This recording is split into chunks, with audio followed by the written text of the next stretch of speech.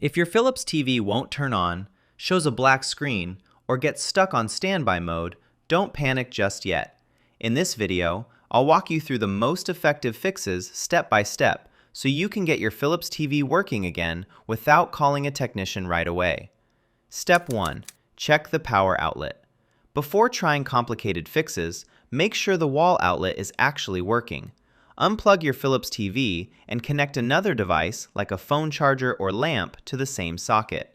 If that device also does not turn on, the problem is likely the outlet or power strip. Philips recommends plugging the TV directly into the wall because damaged extension cords or surge protectors can sometimes stop the TV from receiving proper power. Step 2. Try the TV power button. Sometimes the remote is the real issue, not the TV itself. Press the physical power button located underneath or behind the Philips TV and see if it powers on. If the TV turns on normally, replace the remote batteries or try pairing the remote again. A faulty remote can easily make it seem like the TV is completely dead. Step 3. Perform a full power reset. A power reset fixes many Philips TV startup problems caused by temporary software glitches. Unplug the TV from the wall outlet and disconnect all HDMI devices, USB drives, gaming consoles, and streaming sticks. Leave the TV unplugged for at least 60 seconds. After that, plug it directly back into the wall and try turning it on again. This process helps clear leftover electrical charge inside the TV. Step 4. Hold the power button. If the normal reset does not work, try a deeper reset method. Unplug the TV completely from power, then press and hold the TV's physical power button for around 15 seconds. After releasing the button, wait another minute before plugging the TV back in. This method can reset the internal power circuit and often helps when the TV gets stuck in standby mode. Step 5. Remove HDMI devices. A faulty HDMI device can sometimes stop the TV from starting properly.